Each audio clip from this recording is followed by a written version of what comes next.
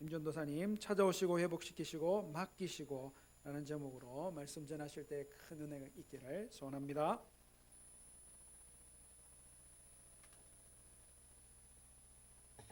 네, 벌써 올 한 해도 한 달도 채 남지 않았습니다. 올해를 잘 마무리하시고 또 내년 한 해를 잘 준비해서 날이 갈수록 하나님을 기쁘시게 하는 모든 성도님들이 되시기를 주님의 이름으로 축복합니다. 오늘 본문은 우리가 너무나도 잘 아는 말씀입니다. 참 하나님이신 예수님께서 세리였던 마태를 제자로 부르시는 장면이죠. 오늘은 특별히 이 본문을 예수님께서 행하신 찾아오시고 회복시키시고 맡기시는 이 세 가지 모습을 중심으로 살펴보고자 합니다. 먼저 오늘 본문에서 우리는 죄인인 사람을 먼저 찾아오시는 그 예수님의 모습을 발견하게 됩니다. 사람은 하나님의 형상과 모양으로 창조되었습니다. 하나님께서는 하나님의 형상과 모양을 따라 만드신 사람을 보시고 기뻐하셨습니다. 사람이 하나님이 보시기에 좋은 그런 좋은 상태였기 때문입니다. 창세기 2장 25절은 아담과 그의 아내 두 사람이 벌거벗었으나 부끄러워하지 아니하니라 라는 말로 창조 때의 사람의 상태를 요약하고 있습니다. 부끄러움 같은 것들은 알지도 못할 정도로 아주 좋은 상태였다는 것입니다. 그러나 사람의 교만으로부터 문제가 시작되었습니다. 하나님과 같아지고자 한 사람의 교만은 스스로를 죄의 상태에 빠지도록 만들었고 생명을 잃고 죽게 했습니다. 그 이후로 사람은 하나님의 뜻을 알지도 행하지도 못하게 되었고 심지어 죄를 짓지 않고는 살아갈 수 없는 그런 상태가 되어버리기까지 했습니다. 하나님이 보시기에 좋았던 사람은 죄에 빠져 하나님을 만날 수 없는 상태가 되어버렸습니다. 그런데 우리 주님께서 그런 우리를 찾아와 주신다는 것입니다. 주님을 찾을 수 없는 우리를 주님께서 먼저 찾아오십니다. 여전히 우리가 죄 가운데 있고 또 주님께서 우리를 찾아와 주셔야만 하는 이유가 없음에도 주님께서는 우리를 먼저 찾아오십니다. 우리 주님은 죄인인 인간을 먼저 찾아오시는 은혜의 주님이시기 때문입니다. 오늘 본문 9절 말씀은 이렇게 이야기합니다. 예수께서 그곳을 떠나 지나가시다가 마테라 하는 사람이 세관에 앉아 있는 것을 보시고 이르시되 나를 따르라 하시니 일어나 따르니라. 오늘 본문에서 예수님께서는 내 죄 사함을 받았느니라 라는 말로 침상에 누운 중풍병자를 고치신 그곳을 떠나 자리를 옮기고 계셨습니다. 그때 예수님의 눈에 보이는 한 사람이 있었다는 것이죠. 그가 누구입니까? 바로 세리였던 마태였습니다. 오늘 본문은 마태를 세리라고 소개하고 있습니다. 당시 이스라엘 사회에서 세리는 동족들에게 세금을 걷어서 로마 정부에게 바치고 일부는 자기가 취하는 매국노, 탐욕에 가득 찬 도둑으로 취급받고 있었습니다. 자기 민족을 고통스럽게 만들면서까지 돈을 버는 사람인데 무엇을 못하겠습니까? 그들은 돈을 조금이라도 더 얻기 위해서 세리들 사이에 온갖 부정직함, 부도덕함, 부조리함이 만연했다는 것입니다. 그래서 그들은 이스라엘 사회로부터 철저하게 배척당하는 정결하지 못한 부정하고 더러운 죄인 취급을 받고 있었습니다. 말하자면 세리들은 이스라엘에서 가장 미움받는 죄인이었다는 것입니다. 지금 예수님의 눈에 보인 마태가 바로 그런 세리였습니다. 마태도 다른 세리와 다를 바 없는 사람이었습니다. 모든 사람들의 경멸과 미움을 받는 사람이었습니다. 죄인 중에 죄인, 더 심한 죄인, 더욱 부정한 사람이었습니다. 죄인 중에 죄인, 이 부정하고 더러운 세리 마태가 예수님을 만날 수 있겠습니까? 아마도 마태도 감히 그런 생각을 하지 않았을 것입니다. 모든 사람들의 미움을 받는 세리인 그가 예수님을 만나리라고는 생각조차 하지 못했을 것입니다. 그러나 예수님께서는 그런 마태를 먼저 찾아오십니다. 오늘 예수님께서는 세관에 앉아있는 그 마태를 보시고 그에게 먼저 찾아가시고 그를 만나 주셨습니다. 예수님께서는 이 동네에 세리답지 않게 신실하고 정직한 세리가 있다던데 한번 만나볼까? 라고 하시며 마태를 찾아가지 않으셨습니다. 마태에게는 예수님이 찾아오실 만한 선한 모습을 찾아볼 수 없습니다. 그에게는 어떠한 자랑할 모습도 없었습니다. 세간에 앉아있는 세리라는 그의 직업이 그 사실을 우리에게 알려주고 있지 않습니까? 분명히 마태는 예수님과 함께 할 수 없는 부정한 죄인이었습니다. 그러나 예수님께서는 그런 그를 먼저 찾아오셨습니다. 심지어 오늘 본문 10절은 우리에게 더 놀라운 모습을 보여줍니다. 함께 본문 10절 말씀을 보겠습니다. 예수께서 마태의 집에서 앉아 음식을 잡수실 때 많은 세리와 죄인들이 와서 예수와 그의 제자들과 함께 앉았더니, 예수님께서는 마태 한 사람만을 찾아오지 않으셨다는 것입니다. 마태뿐만 아니라 다른 세리들, 또 세리와 함께하는 더 많은 죄인들을 찾아가 주셨습니다. 예수님께서는 예수님과 함께 할 수 없는, 하나님을 만날 수 없는 그 많은 죄인들을 찾아오시는 분이십니다. 사랑하는 성도 여러분, 예수님은 마태와 세리들, 또 세리와 함께하는 죄인들에게 찾아가셨습니다. 그들이 예수님을 찾아온 것이 아니라 예수님이 그들에게 먼저 찾아오셨습니다. 더 나아가 예수님은 그들뿐만이 아니라 이 세상의 모든 죄인들, 우리들 가운데로 찾아오시는 참 하나님이십니다. 오늘 본문의 말씀을 통해 우리는 예수님이 죄인인 인간인 우리를 먼저 찾아오시는 분이심을 발견하게 됩니다. 우리는 죄로 인해 하나님을 만날 수 없습니다. 그러나 그런 우리를 위해서 참 하나님이신 예수님께서 우리를 먼저 찾아오신다는 것이죠. 참 하나님이신 예수님께서 우리를 먼저 찾아오셔서 우리는 결코 만날 수 없는 그 하나님을 만나게 되는 것입니다. 오늘 이 놀라운 은혜를 예수님이 우리를 먼저 찾아오심으로 누리게 됩니다. 예수님께서 우리를 찾아오셔야 할 이유가 있습니까? 우리에게는 전혀 없습니다. 우리에게서는 죄가 아닌 다른 모습을 아무것도 찾을 수 없지 않습니까? 오히려 우리가 마태보다 더한 죄인이지 않습니까? 우리는 하나님을 만날 수 없는 죄인이고 예수님이 찾아오셔야 할 이유도 없는 그런 죄인입니다. 그런데 예수님께서는 그런 우리를 찾아와 주십니다. 우리가 예수님을 찾는 것이 아닙니다. 우리는 예수님을 찾을 수 없습니다. 예수님께서 우리를 먼저 찾아오셔서 우리를 만나 주시는 것입니다. 그렇다면 예수님께서 왜 하나님을 만날 수 없는 죄인인 무가치한 우리를 찾아오시는 것일까요? 우리를 회복시키기 위해서라는 것입니다. 오늘 본문에서 우리는 우리를 찾아오셔서 회복시키시는 예수님의 모습을 볼 수 있게 됩니다. 오늘 본문 10절 말씀입니다.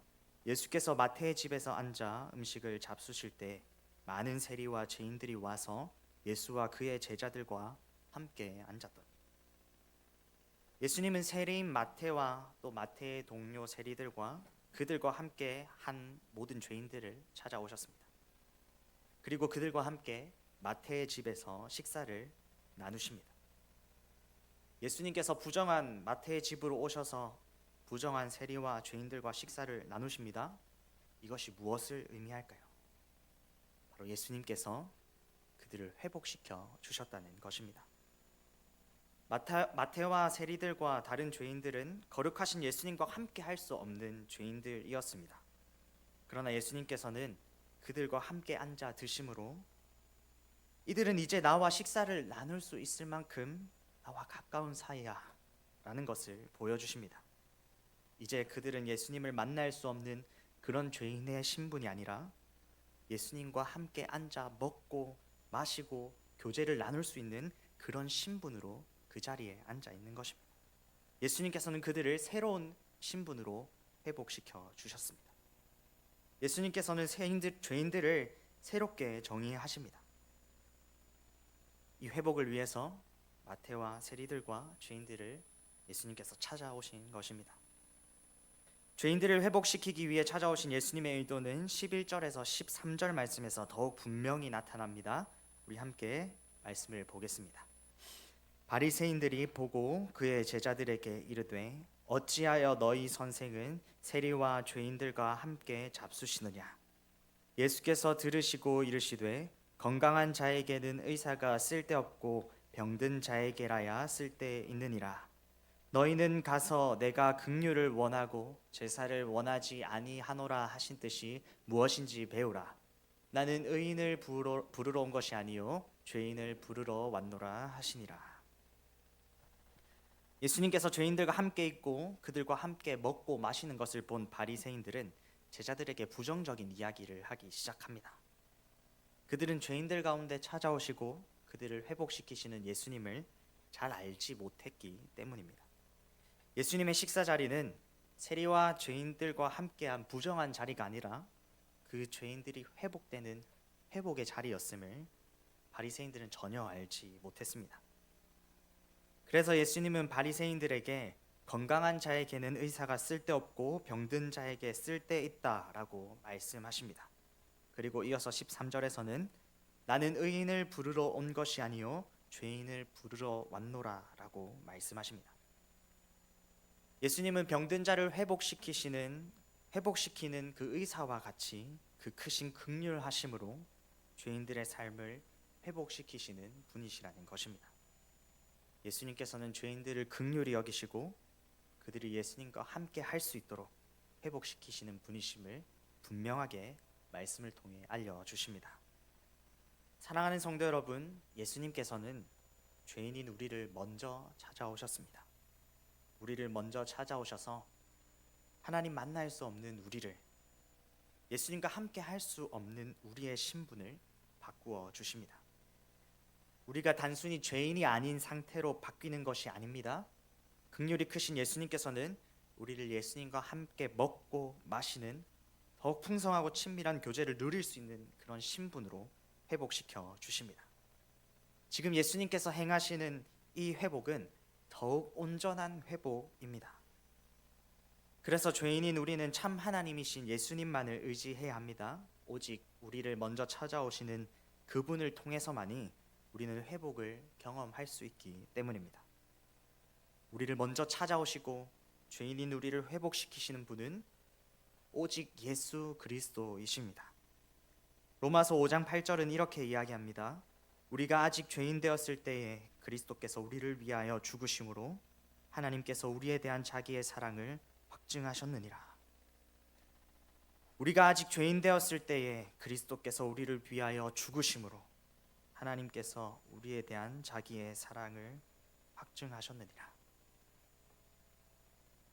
우리가 예수 그리스도의 긍휼을 구할 때 예수님께서는 여전히 아직 죄인인 우리에게 사랑과 은혜를 베푸시고 우리를 회복시키실 것입니다. 이 사실을 기억하며 우리를 찾아오시고 회복시키시는 그 예수님만을 의지하는 모든 성도님들이 되시기를 바랍니다. 마지막으로 오늘 본문에 나타나는 가장 중요한 모습을 살펴보고자 합니다. 그것이 무엇입니까? 예수님은 죄인인 사람을 먼저 찾아오시고 그들을 회복시키실 뿐만 아니라 그들에게 새로운 일, 새로운 사역, 새로운 사명을 맡기신다는 것입니다. 오늘 본문 9절의 말씀을 다시 보겠습니다. 예수께서 그곳을 떠나 지나가시다가 마테라 하는 사람이 세관에 앉아 있는 것을 보시고 이르시되 나를 따르라 하시니 일어나 따르니라. 오늘 본문에서 가장 중요한 것은 마태를 찾아오신 예수님께서 그에게 나를 따르라 라고 말씀하셨다는 것입니다. 예수님 마태를 찾아오셔서 그를 예수님과 함께 하나님 나라를 세워갈, 복음을 전파할 제자로서의 사명을 맡기고 계십니다. 예수님께서 마태를 찾아오시고 그를 회복시키시고 그를 부르실 때 마태에게 놀라운 변화가 생겨납니다. 그가 자기 민족을 수탈하는 부정한 세리라는 직업을 버렸다는 것입니다. 많은 돈을 위해서 일했던 마태는 하나님 나라를 위해 일하게 됩니다. 예수님과 함께 사역하는, 예수님이 맡기신 새로운 일을 하는, 새로운 사명을 맡은 예수님의 제자의 삶으로 변화되었다는 것입니다. 사랑하는 성도 여러분, 예수님께서 우리를 찾아오시고 회복시키셨습니까? 그렇다면 우리는 그런 우리에게 예수님께서 나를 따르라 라고 말씀하신다는 것을 기억해야 합니다. 예수님께서는 마태를 세리의 삶에서 예수 그리스도의 제자의 삶으로 부르셨던 것처럼 우리를 새로운 삶으로 부르십니다. 우리에게 예수님 따라 행하는 새로운 일, 하나님 나라의 사명, 하나님 나라를 위한 사역을 맡기신다는 것입니다. 그때 우리는 어떻게 반응해야 하겠습니까? 오늘 본문에서 마태는 예수님께서 나를 따르라 라고 말씀하시자마자 즉시 일어나서 예수님을 따랐다는 것을 기억해야 합니다. 심지어 누가복음 5장 27절과 28절은 이렇게 이야기합니다. 그 후에 예수께서 나가사 레위라 하는 세리가 세관에 앉아 있는 것을 보시고 나를 따르라 하시니 그가 모든 것을 버리고 일어나 따르니라. 예수님께서 찾아가 부르셨을 때, 그에게 제자의 사명을 맡기셨을 때 마태는 망설이지 않고 예수님이 말씀하신 그 즉시 반응했습니다. 예수님이 말씀하시자마자 즉시 일어나 예수님을 따랐습니다. 또 마태는 모든 것을 버리고 예수님을 따랐습니다. 이전에 자기의 목표, 자기의 삶, 그 외의 다른 모든 것들을 뒤로 하고 주님이 맡기신 그 일을 위해 달려 나갔다는 것입니다. 우리도 우리에게 하나님 나라의 일을 맡기시는 예수님의 그 부르심에 즉시 순종해야 합니다. 예수님이 말씀하실 때 즉시 순종할 수 있는 성도님들이 되시기를 축복합니다. 망설이지 않고 지체하지 않고 바로 지금 당장 일어나 예수님이 맡기신 일을 감당하시기를 바랍니다. 또 우리는 모든 것을 버리고 순종해야 합니다. 돈을 위해 일했던 마태가 하나님 나라를 위해 일했던 것처럼 우리도 우리의 어떤 생각, 계획, 원함, 우리의 지난 습관들을 다 버려야 합니다. 주님께서 우리를 찾아오시고 회복시키시고 맡기시기에 우리는 바로 지금 당장 모든 것을 뒤로 한 채 하나님 나라를 위해 그 맡기신 일을 감당해 가야 한다는 것입니다. 예수님께서 맡기신 그 일에 즉시 모든 것을 버리고 순종할 수 있는 성도님들 되시길 바랍니다. 진정으로 그렇게 하기를 원하십니까? 그렇다면 지금 또 늦지 않았습니다. 오늘까지 또 오늘이 지나도 꼭 내년 한 해 하나님 나라를 위해 또 교회를 위해 맡기신 사명을 감당하는 성도님들이 되시기를 바랍니다. 예수님께서는 지금도 우리를 부르고 계십니다. 우리 주님은 지금도 우리를 찾아오시고 우리를 계속해서 회복해 나가시고 또 우리가 하나님 나라를 위한 또 주님을 위한 교회를 위해 일할 수 있는 그 사명을 우리에게 맡기고 계십니다. 하나님 나라의 일과 교회의 일을 우리에게 맡기고 계시다는 것입니다. 주님께 순종하여 하나님 나라를 위해 또 교회를 위해 헌신하는 성도님들 되시기를 바랍니다. 많이 바쁘신 줄 압니다. 그러나 주님이 맡기신 일에 순종하며 섬길 때 우리는 그 바쁨 가운데서 주님 주시는 안식을 누리게 될 것입니다. 또 함께 사역하기를 권하면 제가 부족해서 제가 할 줄 아는 것이 없어서 라고 걱정하시는 분들이 많으실 줄로 압니다. 그러나 우리 주님께서는 우리가 할 수 있는 일들을 각 사람에 따라 맡기시는 분이심을 기억하십시오. 할 수 있는 것이 있다면 그것이 무엇이든지 그것을 통하여 무엇이든 섬기십시오. 우리 주님께서 우리의 그 섬김, 우리의 맡음을 통해 교회를 또 하나님 나라를 반드시 틀림없이 선한 방향으로 세워가실 것입니다. 로마서 12장 4절에서 8절 말씀이 이를 우리에게 알려줍니다. 우리 함께 읽겠습니다. 우리가 한 몸에 많은 지체를 가졌으나 모든 지체가 같은 기능을 가진 것이 아니니 이와 같이 우리 많은 사람이 그리스도 안에서 한 몸이 되어 서로 지체가 되었느니라. 우리에게 주신 은혜대로 받은 은사가 각각 다르니 혹 예언이면 믿음의 분수대로, 혹 섬기는 일이면 섬기는 일로, 혹 가르치는 자면 가르치는 일로, 혹 위로하는 자면 위로하는 일로, 구제하는 자는 성실함으로, 다스리는 자는 부지런함으로, 긍휼을 베푸는 자는 즐거움으로 할 것이니라. 우리 주님께서는 이처럼 우리 각자에게 다양한 일들을 맡기시고 이를 통해서 하나님 나라를, 교회를 세워가시는 분이십니다. 주님이 맡기시는 일이 무엇이든지 그 즉시 모든 것을 뒤로 한 채 그 일에 순종하는 성도님들이 되시기를 바랍니다. 말씀을 맺겠습니다. 우리 주님은 죄인인 우리를 찾아오시고 회복시키시는 분이십니다. 그리고 주님께서는 회복된 우리에게 주님을 따르는 하나님 나라와 교회를 위해 일하는 그 일을 맡기십니다.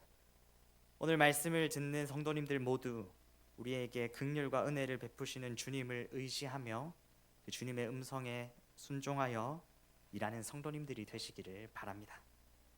아직 늦지 않았습니다. 지금이라도 꼭 작성하시고 주님이 맡기신 일을 감당하시기를 우리 주님의 이름으로 축복합니다.